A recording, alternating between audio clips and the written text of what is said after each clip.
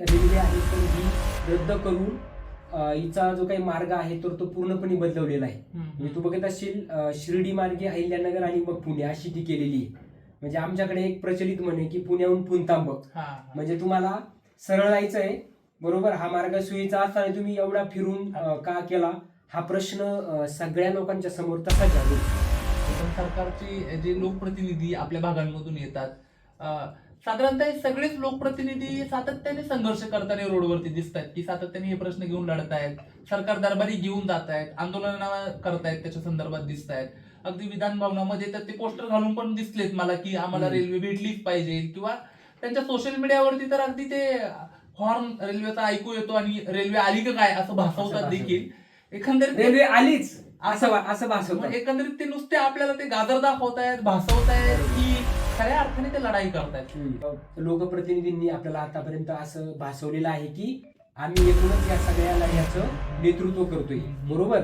आणि हे नेतृत्व करत असताना त्यांनी सगळी जबाबदारी त्यांच्या खांद्यावर घेऊन प्रयत्न केले दाखवण्याचे. पण एकूण नंतरच्या काळामध्ये जर आपण बघू ना, तर त्याचा जो पाठपुरावा ज्या पद्धतीनं व्हायला पाहिजे विधान भवनामध्ये असेल किंवा संसदेमध्ये असेल, तर तो तेवढ्या ताकदीनं झाला नाही. म्हणजे सोशल मीडियावरती त्याचा पाठपुरावा झाला का, तर झाला. कसा झाला, मी अश्विनी वैष्णवांना भेटायला गेलो, त्यांना हे पत्र दिलं आणि मी रेल्वेसाठी मागणी केली.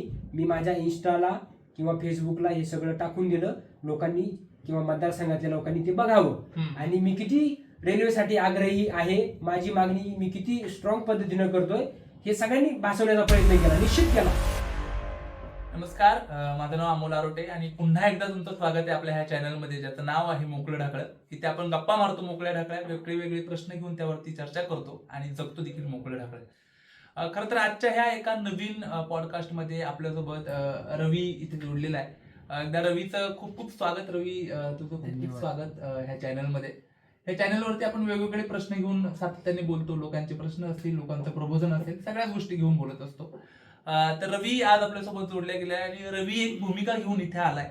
नेमका तो प्रश्न काय आणि त्यावरती त्याची भूमिका काय, आपण थेट रवीकडनंच ती जाणून घेऊयात. रवी, एकंदरीत काय तो प्रश्न आहे तुझा ज्यावरती तुला भूमिका मांडायची? सगळ्यांना नमस्कार, मी रवींद्र लामखडे आणि धन्यवाद अमोल तुझंही. तू आज मला तुझ्या चॅनलवरती बोलण्यासाठी संधी दिली. आजचा विषय जो काही आहे तो विषय आहे पुणे नाशिक रद्द झालेली रेल्वे वाया संगमनेर अकोले. सगळ्यात जिव्हाळ्याचा विषय आपल्या सर्वांचाच.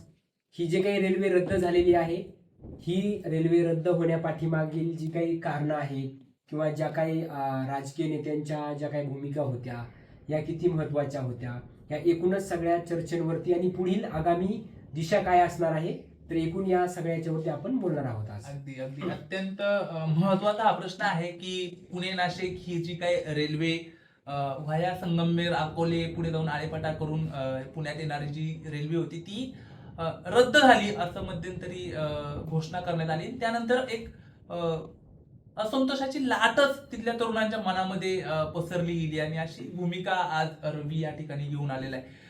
तर एकंदरीत रवी, तू म्हणतोय ते अत्यंत महत्वाचं आहे, पण मला तुला पहिला प्रश्न हा विचारायचा आहे या संदर्भात की मीही त्या भागातला आहे, मी अकोलीमधून येतो आणि मला आठवते मी लहानपणी शाळेत जायचो त्यावेळेस अगदी बालवाडीत असताना मी पहिलं पोस्टर बघितलं होतं की रेल्वे जाणार आहे नाशिकवरून पुण्याला. आणि एक लहानपणी त्याचं गांभीर्य नव्हतं, पण खूप आनंद होता की अरे आपल्या भागातून रेल्वे जाणार. जी रेल्वे कधीतरी पुस्तकात बघितलेली होती ती रेल्वे आपल्या भागातून जाणार, याचा आनंद लहानपणी होता.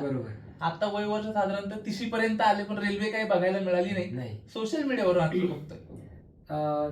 त्याचा थोडासा इतिहास आपण जाणून घेतला पाहिजे असं मला वाटतं. बघ, ही जी ट्रेन आहे ना, या ट्रेनची मागणी काही आत्ताची नाहीये. पुणे नाशिक ट्रेन व्हायला पाहिजे ही 1997 पासून या ट्रेनची मागणी आहे. आणि एकूण आता बघ, माझा जन्म 1996चा आहे आणि आता जर बघत असेल तर 3 दशकं बरोबर, मी साधारणपणे बरोबर 30 मध्ये आहे आता. 3 दशकं या मागणीला झालेली आहे. अजूनही ती काय सत्यात उतरलेली नाही. अजूनही DPR तयार झालेला आहे आणि जो काही आता मार्ग होता प्रस्तावित वाया संगमनेर अकोले मार्गे, तो रद्द करून आता शिर्डी मार्गे झालेला आहे, पण अजून ती काही पूर्ण झालेली नाही. आता हा जो काही मार्ग आहे हा अतिशय महत्वाचा का होता, तुला मी त्याची 2 कारणं सांगतो. की संगमनेर अकोल्यातले जे काही शेतकरी आहेत किंवा एकूणच हा जो काही पूर्ण कॉरिडॉर आहे संगमनेर पासूनचा पुढे आळेफाटा असेल, नारायणगाव असेल, मंचर असेल, राजगुरुनगर असेल आणि मंचर, हे जे काही हा पट्टा आहे हा पूर्ण पट्टा जोडलेला आहे पुण्याला, बरोबर. आणि पुन्हा तिथून संगमनेर पासून नाशिकला पण जोडलेला आहे, सिन्नर वगैरे तो भाग सगळा पूर्ण. तर साधारण या सगळ्या शेतकऱ्यांना असतील, विद्यार्थ्यांना असतील किंवा व्यापारी असतील, या सगळ्यांना या ट्रेनचा फायदा होणार होता. पण ही जी काही रेल्वे आहे तर ही रद्द करून हिचा जो काही मार्ग आहे तर तो पूर्णपणे बदलवलेला आहे. म्हणजे तू बघत असशील शिर्डी मार्गे अहिल्यानगर आणि मग पुणे अशी ती केलेली आहे. म्हणजे आमच्याकडे एक प्रचलित म्हणे की पुण्याहून पुणतांब, म्हणजे तुम्हाला सरळ जायचं आहे, बरोबर. हा मार्ग सोयीचा असताना तुम्ही एवढा फिरून का केला, हा प्रश्न सगळ्या लोकांच्या समोर तसाच आहे अजून. आणि मला असं वाटतं की सरकारने या सगळ्या प्रश्नांची उत्तरं जनतेला द्यायलाच पाहिजे. पण रवी, तू म्हणतोय की सरकारने उत्तर दिली पाहिजे, पण सरकारचे जे लोकप्रतिनिधी आपल्या भागांमधून येतात, साधारणतः सगळेच लोकप्रतिनिधी सातत्याने संघर्ष करताना रोडवरती दिसत आहेत, की सातत्याने हे प्रश्न घेऊन लढतायत, सरकार दरबारी घेऊन जात आहेत, आंदोलन करतायत, त्याच्या संदर्भात दिसत आहेत. अगदी विधान भवनामध्ये तर ते पोस्टर घालून पण दिसलेत मला की आम्हाला रेल्वे भेटलीच पाहिजे, किंवा त्यांच्या सोशल मीडियावरती तर अगदी ते हॉर्न रेल्वेचा ऐकू येतो आणि रेल्वे आली का काय असं भासवतात देखील. एकंदरीत रेल्वे आलीच असं भासवतात. एकंदरीत ते नुसते आपल्याला ते गाजर दाखवतायत, भासवतायत की खऱ्या अर्थाने ते लढाई करतायत. एक तरुण म्हणून कसं बघतोय? मला याच्या पाठीमागे काय वाटतं की अनेक लोकप्रतिनिधींनी आपल्याला आतापर्यंत असं भासवलेलं आहे की आम्ही एकूणच या सगळ्या लढ्याचं नेतृत्व करतोय, बरोबर. आणि हे नेतृत्व करत असताना त्यांनी सगळी जबाबदारी त्यांच्या खांद्यावर घेऊन प्रयत्न केले दाखवण्याचे. पण एकूण नंतरच्या काळामध्ये जर आपण बघू ना, तर त्याचा जो पाठपुरावा ज्या पद्धतीनं व्हायला पाहिजे, विधान भवनामध्ये असेल किंवा संसदेमध्ये असेल, तर तो तेवढ्या ताकदीनं झाला नाही. म्हणजे सोशल मीडियावरती त्याचा पाठपुरावा झाला का, तर झाला. कसा झाला? मी अश्विनी वैष्णवांना भेटायला गेलो, त्यांना हे पत्र दिलं आणि मी रेल्वेसाठी मागणी केली. मी माझ्या इन्स्टाला किंवा फेसबुकला हे सगळं टाकून दिलं, लोकांनी किंवा मतदारसंघातल्या लोकांनी ते बघावं आणि मी किती रेल्वेसाठी आग्रही आहे, माझी मागणी मी किती स्ट्रॉंग पद्धतीनं करतोय, हे सगळ्यांनी भासवण्याचा प्रयत्न केला, निश्चित केला. म्हणजे अगदी तू बघत असशील की 10 आमदार पुण्यापासून जर निघाला तर नाशिक पर्यंत 10 आमदार आहे, 10 ते 12 आमदार आहे. आणि जर खासदार बघितले तर 4 खासदार आहे, बरोबर. आता हे सगळ्यांनी तसे प्रयत्न केले, पण ज्या पद्धतीनं प्रयत्न व्हायला पाहिजे मला वाटतं ते प्रयत्न झाले नाही. आणि हीच मोठी शोकांतिका ही रद्द होण्यापाठीमाग आहे. पण रवी, तू म्हणतो ते अगदी मला महत्वाचं वाटतं, पण बघ ना की जर 10 आमदार ह्या रस्त्यामध्ये येत आहेत, 4 खासदार येत आहेत, 14 ही खूप मोठी संख्या आहे. म्हणजे ह्या लोकांनी जर मनावर घेतलं तर मला नाही वाटत ट्रेन असं चोरून नेणं किंवा उगाच रस्ताच बदलणं, डीपीआरच बदलणं. आणि एक महत्वाचं कारण म्हणजे जीएमआरटी बद्दल पण ते बोलतात, बरोबर. हे कसं तू बघतोय? म्हणजे एवढी मोठी संख्या आहे तुमची आणि मुळात हे सत्तेतले आहेत सगळे, असंही नाही की वरचं सरकार विरोधी आहे, असं काही नाही. सत्तेतली सगळे आमदार आहेत, खासदार आहेत, आणि तरीही ट्रेन येऊ शकत नाही. साधारणतः 30 वर्ष होऊन गेलेत आणि जीएमआरटीचं एक उदाहरण आहे त्याच्याबद्दलची तर लोक बोलतातच आहे. बघा, तुझा जो पहिला प्रश्न आहे की 10 आमदार आहेत, बरोबर, 4 खासदार आहेत. आता तुला एक मजेशीर गोष्ट मी सांगतो की आता हीच आमदार किंवा हेच खासदार जर पक्ष फोडायचा असेल एखादा, बरोबर, तर इतके पुष्कळ आहे. आता मध्यंतरी एक पक्ष फुटला, मी नाव त्याचं घेत नाही, 6 खासदार होते, पुष्कळ होते, बरोबर. मग हाच पुष्कळपणा तुमचा असे विधायक प्रोजेक्ट चा फॉलोअप घेण्यासाठी का होत नाही? हा प्रश्न तुझ्या माझ्या मनामध्ये काय येतोय? कारण आपण या गोष्टींचा चिकित्सक विचार करतोय. अनेक जे काही लोकप्रतिनिधी आहेत तर ते स्वार्थी भावनेसाठी या सगळ्या गोष्टींच्या पाठीमागे जातात आणि चुकीच्या पद्धतीनं लोकांची दिशाभूल करतात. म्हणजे सॉरी मी तुला थांबवलं, हा फक्त तुझ्या आणि माझ्या मनातला नाहीये. म्हणजे माझे जे प्रेक्षक आहेत किंवा आपल्या भागातले जे तरुण आहेत ना, त्या तरुणांना पण याच्याबद्दल चीड आहे की अरे बापरे, 10 आमदार, 4 खासदार आणि तेही सत्तेतले, बरोबर, तरीही इतका त्याला कालावधी लागणं, किंवा तुम्ही भाषणांमध्ये म्हणणार की ट्रेन चोरूनच नेली, ट्रेन पळूनच नेली.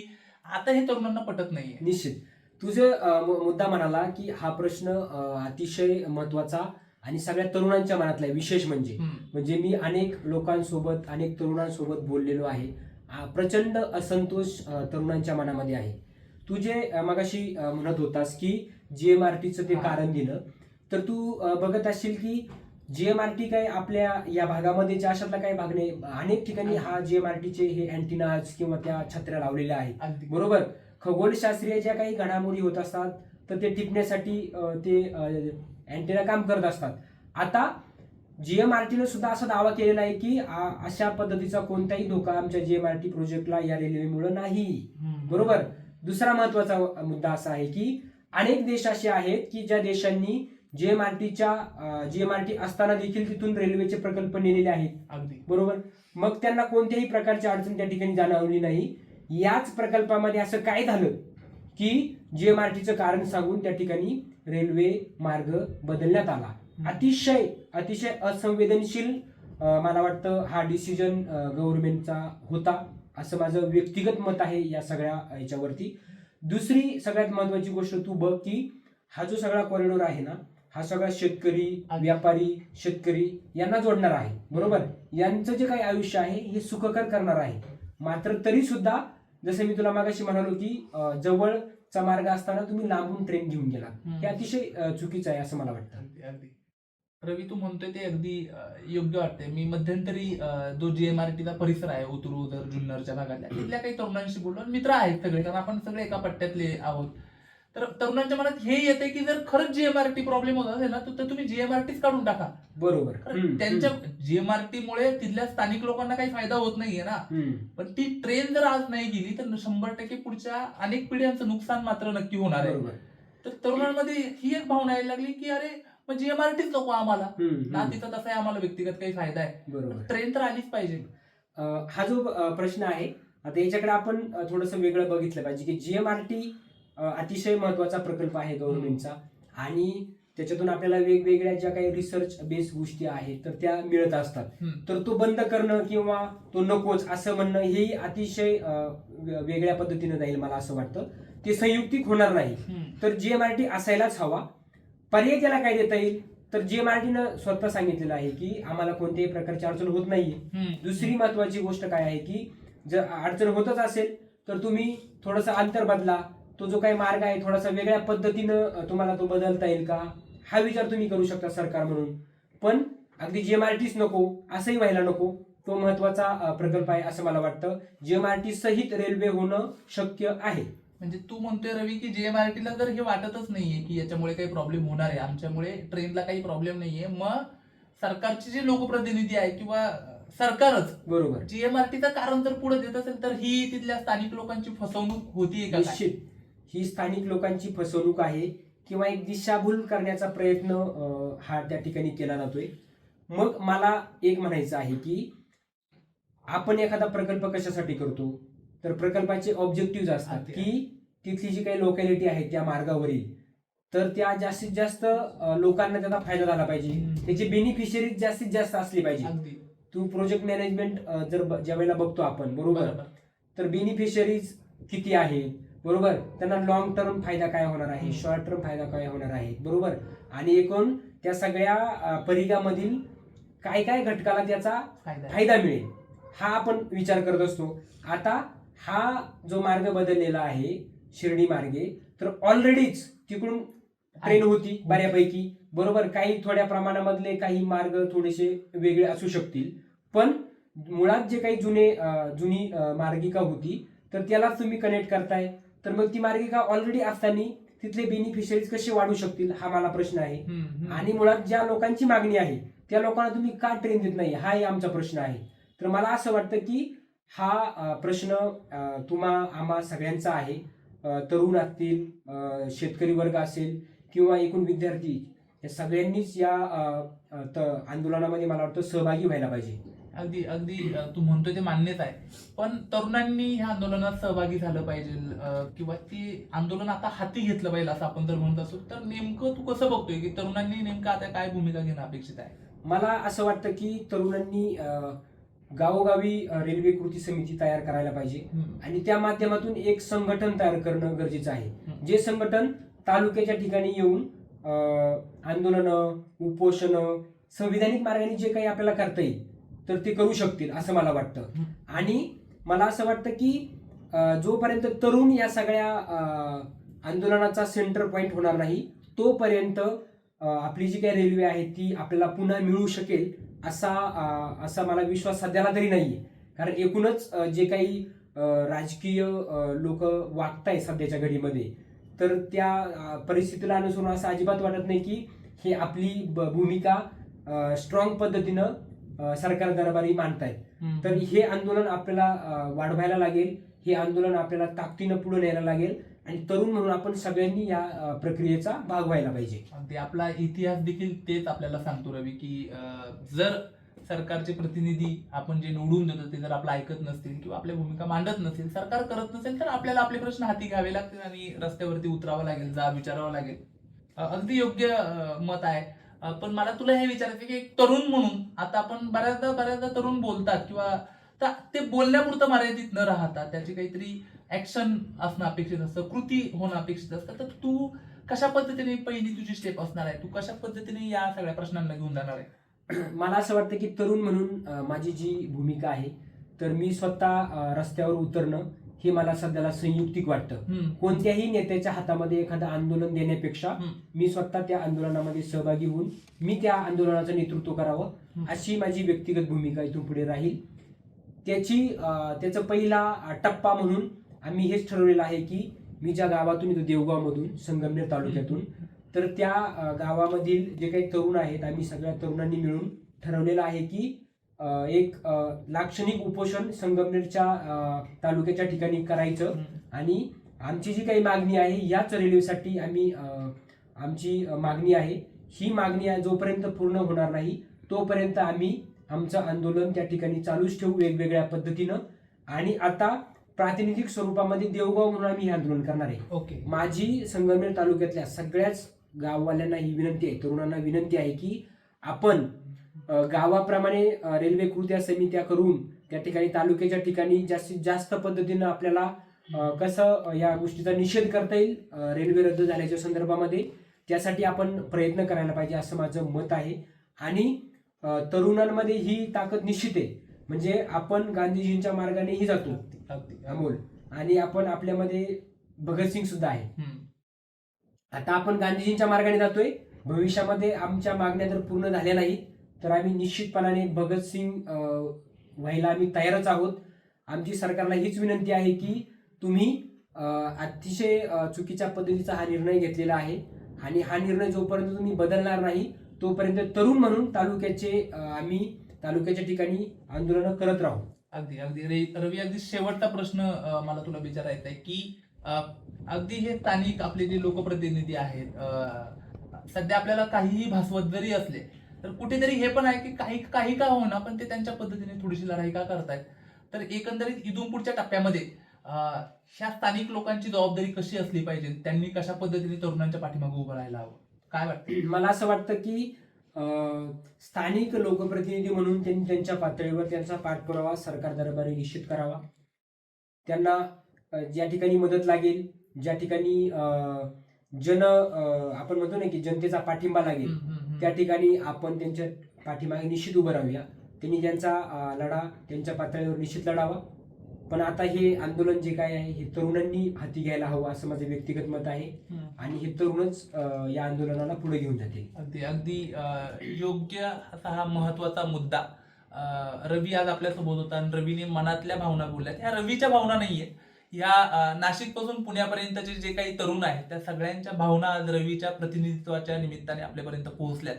माझी फक्त संगमनेरच नाही तर नाशिक पासून पुण्यापर्यंत जे काही तरुण आहेत सर्वांना विनंती आहे की कृपया आपापल्या गावामध्ये आपण मोर्चे बांधणी ज्याला म्हणतो तशी एक मोर्चे बांधणी करणं गरजेची आहे. रेल्वे कृती समित्या स्थापन झाल्या पाहिजे, लोकांमध्ये जाऊन अवेअरनेस केला पाहिजे. कारण सोशल मीडियावरती आपल्याला एक वेगळंच सत्य दिसतंय आणि ऍक्च्युली ग्राउंड रियालिटी मात्र वेगळी आहे. त्यामुळं त्याबद्दलची जनजागृती करणं, लोकांपर्यंत पोहोचणं आणि सरकारला दाब विचारणं, लोकप्रतिनिधींना दाब विचारणं की आमची रेल्वे 30 वर्षापासून गेली कुठं. तर ती रेल्वे आणण्यासाठी प्रयत्न करूयात आणि नक्कीच पुन्हा एकदा एक नवीन विषय घेऊन भेटूयात. तोपर्यंत बघत राहा मोकळं ढाकळं, बोलत राहा मोकळं ढाकळं आणि जगत राहा मोकळं ढाकळं. रवी, पुन्हा एकदा तुझं मनपूर्वक धन्यवाद. तू तरुणांचे प्रश्न मांडतो. Thank you so much. थँक्यू.